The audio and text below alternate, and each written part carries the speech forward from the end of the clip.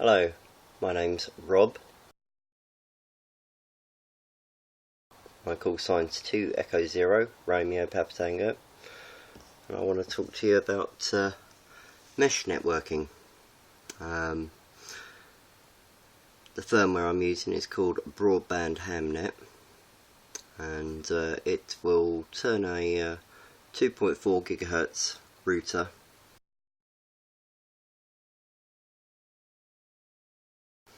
into a piece of amateur radio equipment where we can actually create our very own internet without the need of DHCP servers and DNS providers, and we could run completely internet free, or someone with a gateway could provide an internet service, either restricted or non-restricted, to the Broadband Hamnet users. So I'm really going to jump forward to those who are thinking about buying equipment. People in the UK are starting to take an interest in Broadband Hamnet now, and they might be looking at some of the equipment and not really know what to go for, what to look out for, and they might buy the wrong equipment, go buy a Linksys which is not of the correct model number, so they couldn't run a tunnel. They couldn't run a tunnel server or couldn't run a tunnel client because different versions had different amounts of memory. I'm just showing you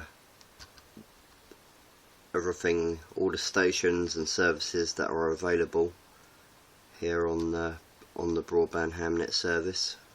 Most of these services are all over in the United States, so there are services and lots of interesting stuff to go out and look at. It really is. I'm quite addicted to some of the tower cams. The cameras that are available in here, you can click on the link, log in, and view what's happening outside and that. And I'm going to talk about types of equipment that you might want to use.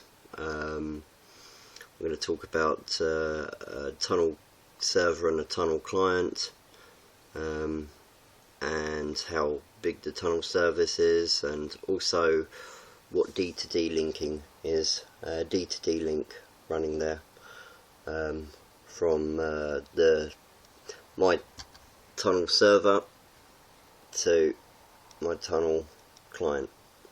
So many of you thinking about getting into Broadband Hamnet, you might take a look at one of these, which is the Linksys router, WRT54G. Now, some of these work and some of these don't, and yes, I've got a little 2-watt amplifier on there, but believe me, I only use that with the Broadband Hamnet firmware on there, and it's worth noting that the 2-watt amplifier gave about as good and as stable connection as the Ubiquiti Nanostation M2, which only had 28 dB milliwatt, which I think is about 630 milliwatts of power as opposed to 2000. So that's one thing to note, but these are great little devices. Some of these you can run a tunnel server or a tunnel client on, but you have to have the right one. The one that you need to have has to be the WRT54GS. Now, these other versions here, WRT54GS version 4, the WRT54G 1.1 to version 4, WRT54GL version 1.0 to 1.1 and WRT54G version 1.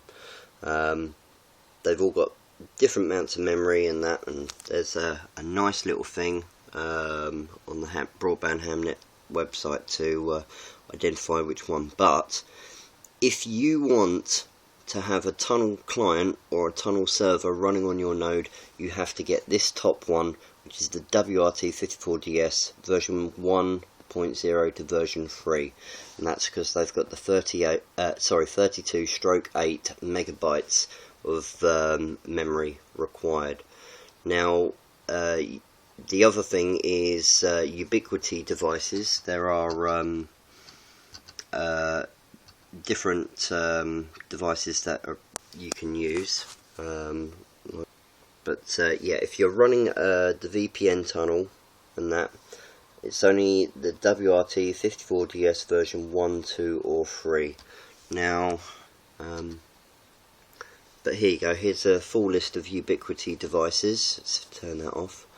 The M2 means that it's on 2.4 gigs, the M5 means it's on 5 gigs, and the M9 means that it's on 900 megs, which over here in the UK we don't have that as an amateur band, so its use would be limited to running a patch, I believe, at silly amounts of low power, only point to point, in order to link Broadband Hamnet nodes up that way. But to be legal on 900 megs, there's only a handful of frequencies and a piddly amount of power that you can use. So it looks like 2.4 gigs and 5 point something gigs. So I believe it's 5.8. But supported is the Air Grid, the Bullet Titanium, the Nano Bridge, the NanoStation Loco,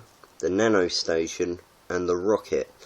Now these are all different types of devices. Like there's one which has it's just the device and an end connector. Now that's brilliant if you've got something like a 2.4 gigs dish that has a connector on it. You can just plug the Ubiquiti device straight into the back and then run the Cat5 cable with power over Ethernet up to the device. Absolutely zero cable loss, straight into the dish, and everything you can get out of that, the DBM and then the DBI of the antenna gain. So, you know, and there are ones which have antennas built on. I like the NanoStation, NanoStation Loco. A friend of mine uses that to access into his local hotspot, BT Open Zone hotspot, and then he has a NanoStation as his Broadband Hamnet node. The NanoStation is more powerful than the NanoStation Loco. I have an Air Grid. I have two Air Grids, M2s. I think they boast something like 24 dBi gain on the antenna and 28 dB milliwatt from the end of the tip, and seriously focused. You should be able to do some serious amount of distance. And then it's either the Bullet or the Rocket. One of them two is got the end connector, so you can hook up your own kind of high gain dish or array or whatever. So yeah, there's lots of devices, but you may remember these things, that when you're running Broadband Hamnet, you can plug this internet port here into your home router. Now, all the computers that you've got plugged into the LAN ports on this, they will get internet access from your WAN port, and even though you're accessing the node, you'll be able to use your internet, but no one else will be able to use your internet unless you go into the settings and turn on Mesh Gateway. and then they can use your internet via the broadband hamnet RF linking. So you'd have your internet on there, and so would they. If you don't have gateway internet mesh gateway enabled, then only these ports get this internet. Nothing on the cables do. So these are good little routers and that, but I seriously recommend going for Ubiquiti devices, because they are really good.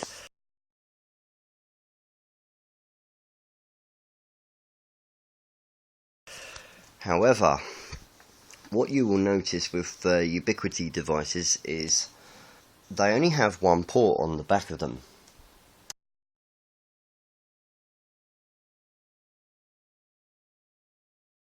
And this does present a problem.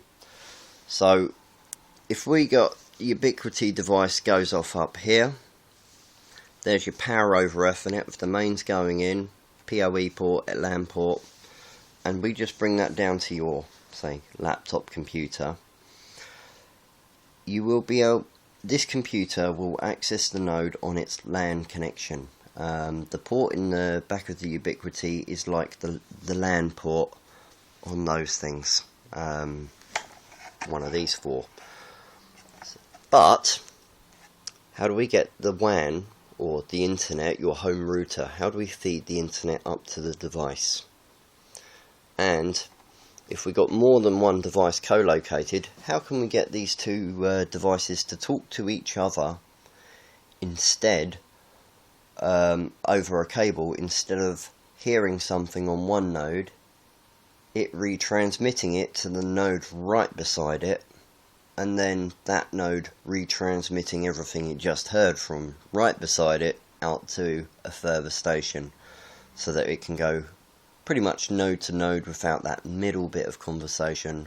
Because let's face it, there's one thing that's true about networking, particularly microwave bands and that. The louder you are, the less you will hear. So if you can cut your RF down as much as possible by using something called device to device linking, then you will get a better throughput from one node to the other node, and they will be able to work more transmissions without having to intercommunicate with each other.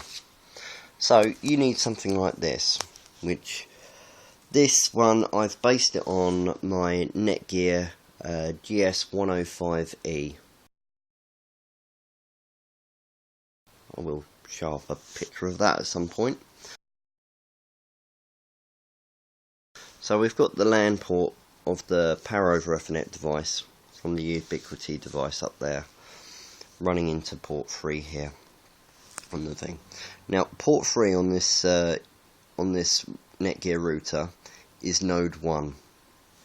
Now node 1, port 3 on here, it supplies the internet from my home router, so that the Ubiquiti gets its internet over something called a vLAN. And node 2 here, there's something else, another vLAN, which is vLAN 2 for device to device linking. So effectively vLAN 2, these two are connected. On the home router we select vLAN 1, and it's untagged here, but we want it to go into the two nodes tagged, and then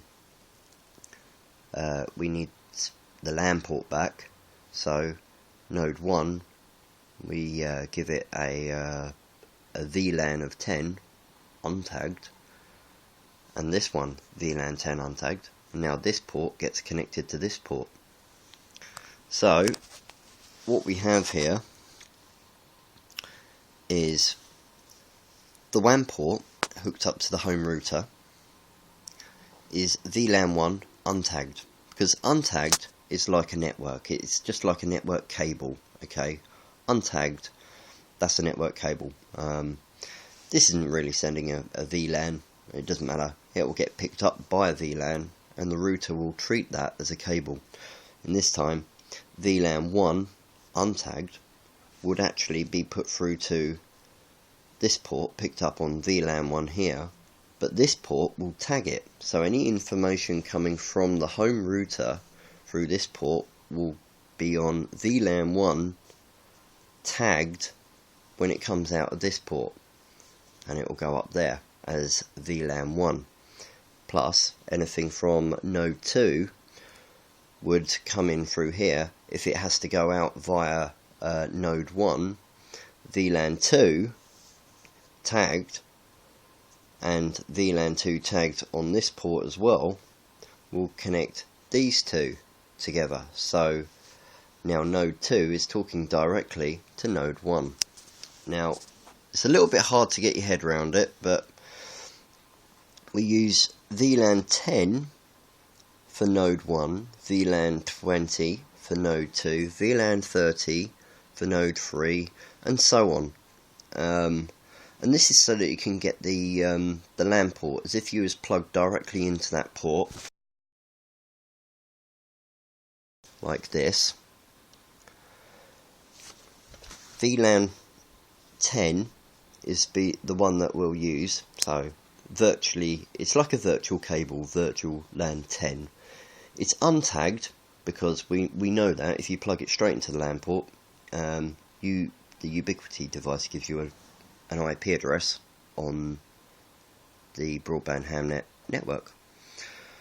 So it goes over here to vLAN 10 untagged. Now and we want to hook up straight to a PC, to a computer.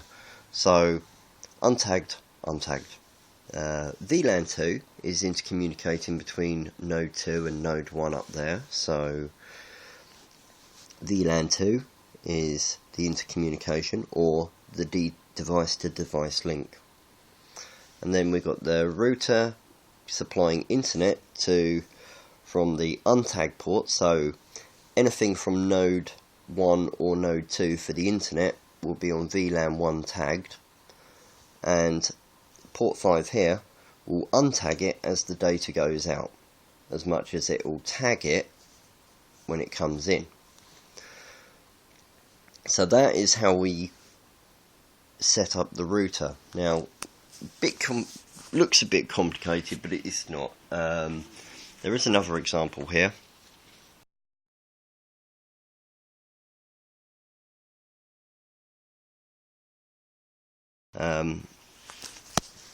So if it don't line up too well.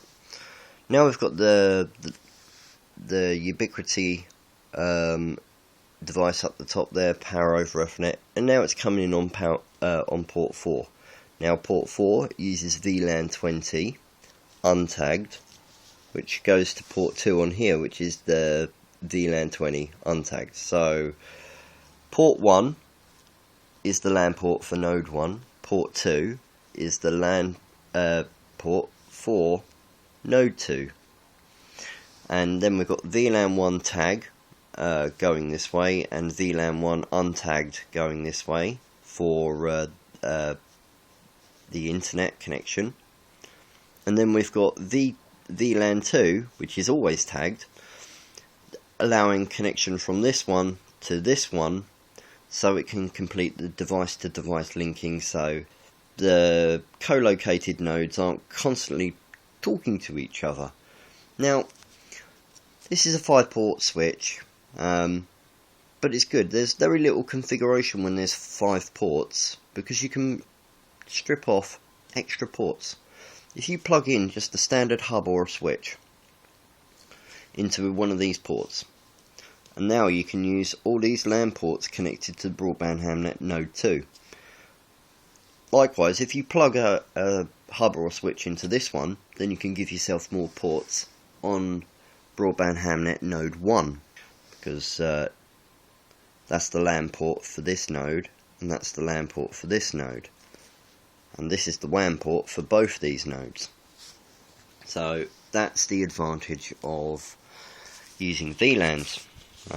We get over that problem where there is only one one port. Right, this is how it's worked for me. I've got my BT socket, which goes into a little white box which does the high-speed DSL to the fibre to the cabinet, because I've got fibre internet, but it's going to a green box just not very far down my road, so I'll get fantastic speeds. And then that goes into the fibre port of my BT Hub 5. It will be, sorry, I wrote down BT Hub 5, but it hasn't quite arrived yet. I've had changes and I'm getting reconnected, and they're making everything better for me, which is good. So has 2 LAN ports out there, that one and that one. Now one LAN port goes to the WAN port of a firewall, QoS and NAT. It's using DDWRT, and that's just so I can bottleneck and prioritise certain traffic on this port here, which is a Wi-Fi access point that I will run to my neighbours, and I'll put it on channel 11 with reduced power using DDWRT. This means I'm going to move the channel a long way away from my broadband hamnet nodes, and I'm going to also reduce the power to that is just sufficient for the stations that are near me. Reliable connection. This is purely not much of a bottleneck, just to make sure they don't take as much, and it observes QoS quality of service rules, of which my BT Hub 5 will prioritise traffic on port 5525, I believe, for the tunnel connection, in and out. So those two running the tunnel client and tunnel server, intercommunicating with each other, will be absolutely fine. Just take another look at the what I said about the VLANs and all that lot. If I take you up to what I've drawn as what I think is inside the firmware of broadband hamnet, what we have here on the top layer is individual networks seen inside the broadband hamnet code, or its firmware. Okay, so inside itself, within the Linux system, whatever, it sees a LAN port, it sees a WAN port, and it sees there's another port for device-to-device linking. Okay, so that's what it actually sees, so like 3 networks in there, even though there's only one connector. So the VLAN 802Q routing stage with the LAN port, no change, and that box may as well not be there. And then down it goes to the port on the back and the bottom of the Ubiquiti device. The WAN port, when it's receiving information from this port in the upwards direction, it removes the tag from VLAN 1 and puts it on there so that it can be read as the WAN port as untagged traffic. And in the downward direction, that talking to that, and well, to your router, adds the VLAN 1 tag. So when this talks to the internet, it adds the VLAN 1 tag to the port on the bottom of the router, which is already carrying this network, and it goes down through the PoE device, and then because it's for the internet, it goes VLAN 1 tagged to VLAN 1 untagged on port 5, so it removes the tag, becomes normal non-VLAN, and goes to your home router. And likewise does the reverse thing on the way back. So that is how I believe the Ubiquiti device is inside. I could be wrong. I'm just basing this on an educated guess and a little bit of analysis. So, move on. I have my Node 2 running all my devices. So there's my Ethernet switch for my devices, connected to port 2 on the Netgear router, and that does both the nanostation and the air grid as well on the Netgear as well. So port 3 and 4 are connected via vLAN 2. Port 3, 4 and 5 are connected via vLAN 1. Port 3 and 4 tag vLAN 1, but port 5 untags vLAN 1. And so that I can have LAN connections to these devices, port 1 is the LAN of node 1, and port 2 is the LAN of node 4. Node 2 on port 4. Sorry, confusing myself here. Now, port 1, which is the LAN on node 1 being my nanostation M2, is the free PBX running on my Raspberry Pi. And port 2 on the Netgear is my LAN port for node 2, which is my AirGrid M2, and that runs up to a port on a Ethernet switch. It's a little bit more complicated than what I've drawn here, but I will show a picture of that.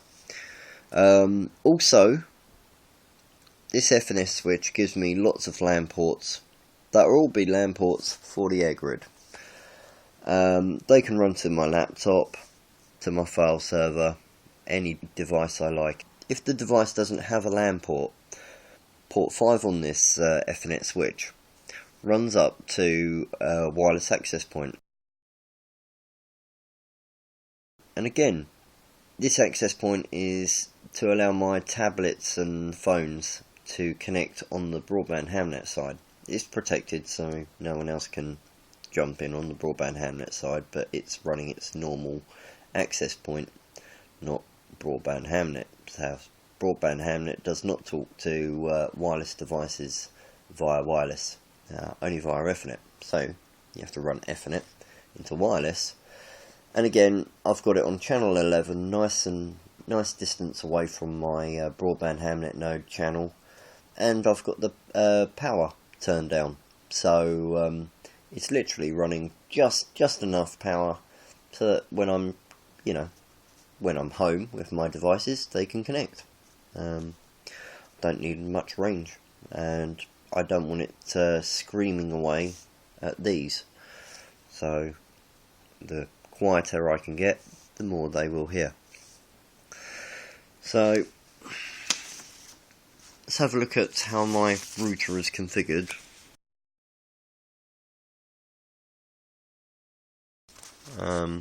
Again, I've got the Raspberry Pi,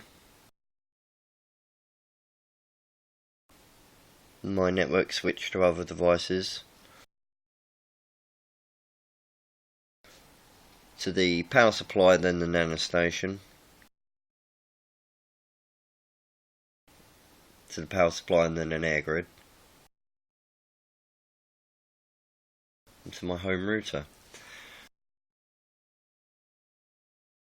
And the table for it all, let's see if I can get it to focus. For the LAN port on node 1, both untagged. For the LAN port on node 2,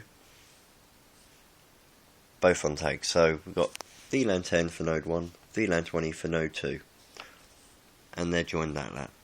That's virtually connected to there. Oop, creating shadows. And those are connected to there. And then we've got VLAN 1 for the internet. We tag the internet, so data coming in from port 5 gets tagged when it goes to port 4, or tagged when it goes to port 3, which you run to the nodes. And when the data comes from the nodes, it untags the data, so it's like a normal cable, normal typical network now, non-vLAN. Goes out to port 5, which runs to the Ethernet hub, to the home hub. So that's how that would work. Now if you had a crazy site, which say you had 5 nodes, 3 on 2.4 gig and 2 on 5 gig, so 2.4 gig east, 5 gig east, 5 gig north, 2.4 gig west, 2.4 gig south. So it's a big repeater site for broadband hamnet. So you've got 5 nodes. An easy way to look at the VLAN would be all these run to the nodes. So all of these VLAN 2 tagged, and that's the device to device linking done. Now we want a LAN port for each one, so VLAN 10 untagged, VLAN 20 untagged, VLAN 30 untagged, VLAN 40 untagged, VLAN 50 untagged, in their pairs along. So that's the LAN port. You need more ports, you can run it off to a hub, or you can jig around. There's no reason, say you don't have anything to plug into that LAN port. I mean, you can access the node and log into all its thing by logging into one of these other ones. And VLAN 2, you know, you could use that LAN port into there, and then VLAN 2 will connect you to that one, and you can go through the setup like that way. And if it wasn't VLAN, if VLAN 2 wasn't there, they would just talk to each other via RF, and you could still do it that way. And this is how broadband hamnet works so well. It's very easy to integrate. There's your VLAN pairs, 10, 20, 30, 40, 50. So for the 5 nodes. And then say you've got a whole load more ports. Now this runs to your wireless broadband hamnet router, and that is VLAN 1 untagged, as in on all of these it's VLAN 1 tagged on all of those, and that one internet connection that runs off to your router would supply the internet to all 5 devices, all 5 broadband hamnet nodes. But you've got these extra ports here that you're not really using for anything else. I mean, sure, you could assign these extra ports to VLAN 20. Let's say this block of 4, assign them to VLAN 20 untagged, and there'll be extra ports node 2. They'd be extra ports, LAN ports for node 2. But if you have them as also the same as the WAN port that runs off to your router, if you set them to VLAN 1 untagged, these will provide ports on your router side, your home network side, outside of the broadband hamnet. So there's a separation here, broadband hamnet side and home network side. And the table for that is that one.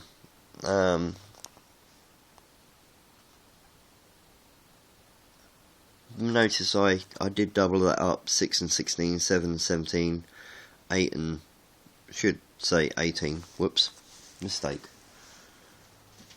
Can't find my pen. 8 and 18, whoops, 9 and 19, 10 and 20. 10 and 20 are all the same, because even though it runs off to there and it's going somewhere else, it's filled, it's going to your home broadband router. It gives you these 9 ports up here in this example as extra ports to your home router, and then on this side you've got all your broadband hamnet side, and then you've turned multi-port switch into something rather useful. And there you go. You can actually see the port numbers down the side there. I've got 20 at the bottom, even though it says 10 and 20 there. It's going to look exactly the same. And then you've got port 15 is untag in vLAN 50, and port 5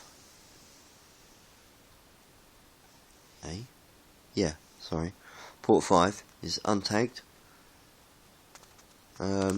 Port 5 runs to there, so that's why that's the LAN port there for that node there. I hope that makes some sense. Don't have to go crazy like this. That is fairly complicated, but easy enough once you understand it. But we've got more than one band. So, let's say we've got a 2.4 gig station on a hilltop. It's got device to device link, receiving,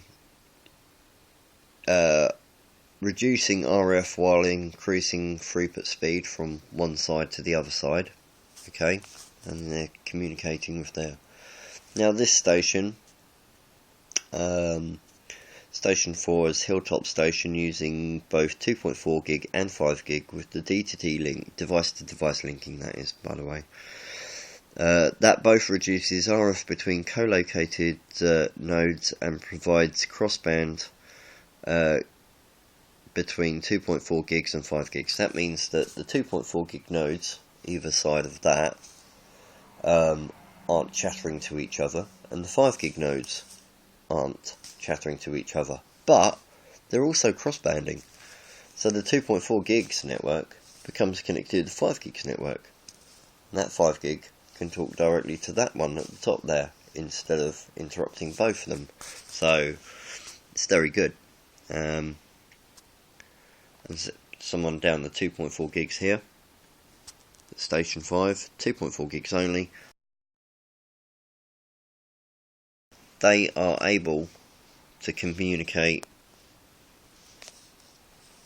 pretty much to everyone.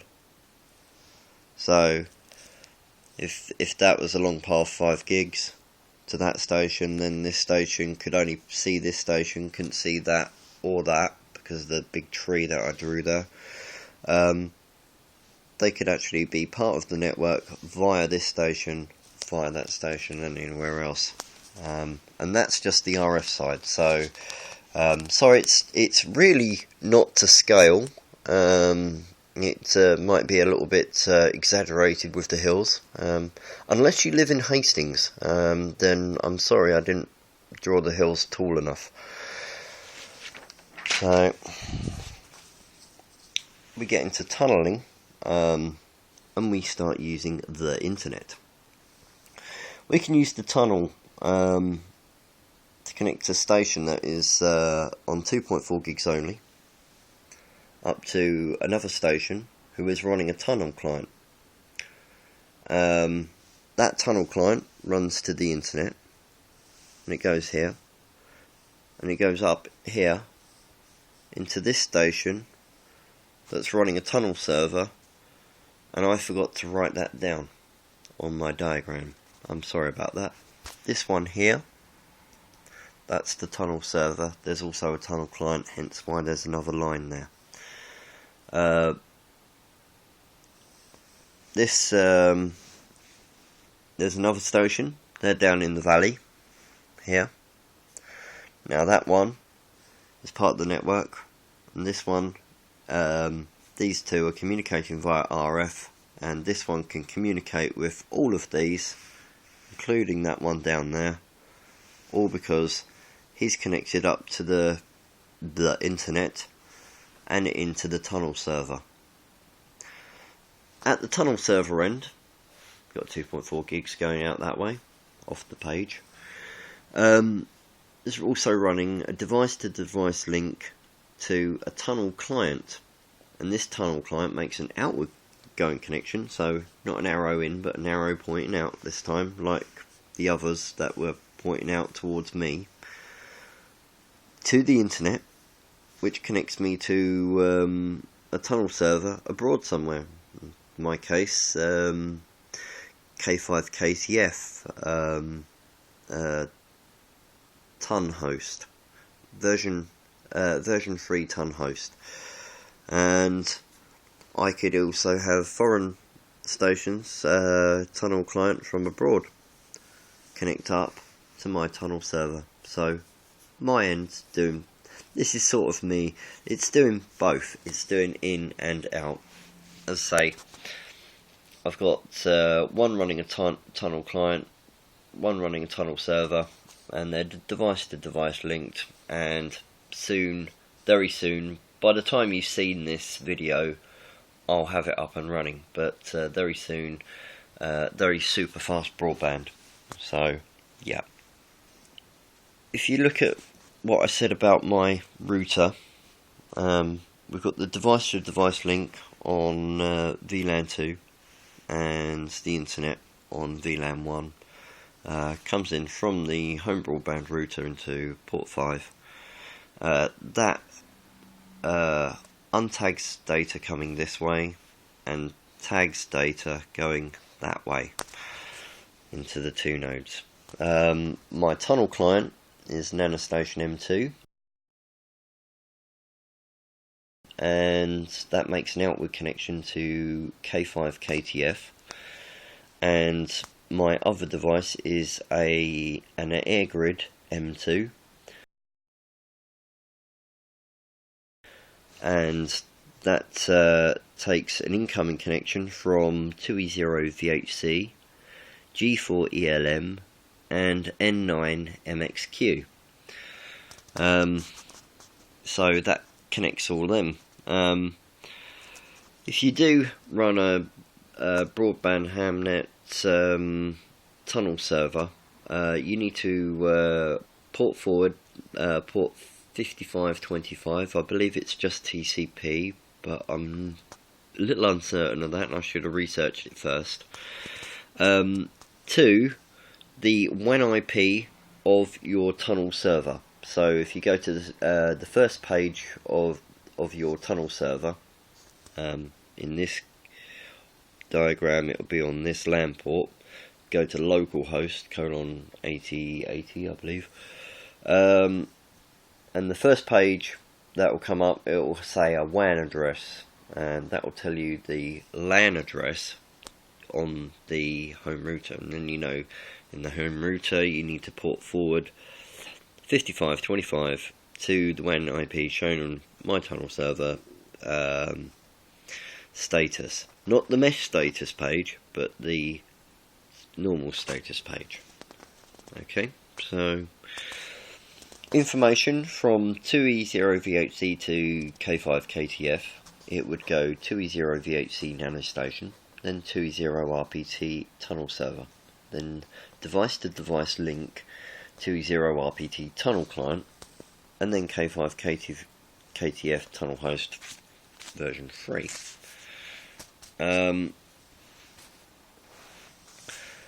The other way round, from K5 KTF to 2E0 VHC, K5 KTF ton host v3, 2E0 RPT tunnel client, DTD link 2E0 RPT tunnel server, 2E0 VHC nanostation. And here's another one. From 2E0 VHC to G4 ELM. Bearing in mind, they are both connected to my tunnel server, and neither are connected to this. So instead of 4 steps, there's only 3. 2E0 VHC nanostation, 2E0 VHC tunnel server, G4 ELM-01. So that's how the tunneling works. And I thought I'll take a look at the network, broadband hamnet network, without RF stations, just what has been achieved by tunneling. And I don't think I've got all of this. I done all of this, and then I kind of got lost in it all. So if you are one of these stations, or connected to one of these stations, and you're not on here, I do apologise. It was a little bit difficult getting all this onto one page, but at the moment, this is me, and I've got Mark connected to me, a G4ELM01 connected to me, and N9MXQ gate connected to me, who also has one of his nodes connected directly to him, plus ZL1FLY LG connected to him, who has the following nodes connected to them. And this is not via RF. This is either device-to-device linking, and I have found some device-to-device linking. There you go. From there to there is a device-to-device link. But these people and any RF stations that they're in range of, or further tunneling beyond that, get a connection to me via this person, who gets it via this person, who then gets it via me. And if they're talking to America, they get it down this one, and then via K5 KTF tunnel host version 3, who has many more outward connections to various other people. And like I say, all I've done here is catalogue where tunnels or device-to-device links have been used. There's another device-to-device link. I was running out of space up there. In hindsight, I could have done it, but if you look here, this person has a connection to that person there, even though there is a connection from that from this line here up to there, and I'm connected to here via there, and my own connection to so even though there's effectively a complete circle there, the whole thing doesn't fall over. That's what I was trying to say. There's an extra link in there which I discovered from there to there, and that would just aid and help with redundancy should the link between there and there break down. There is another way round. So that's how device-to-device linking and virtual tunnels work and all that lot. And I hope this helps. I'll plan to do some more videos on other aspects of broadband hamnet soon, but this is my first video and I was a bit nervous, but thank you for watching this incredibly long video. 7 frames from 2 Echo 0 Romeo Papa Tango, Rob, location Housham.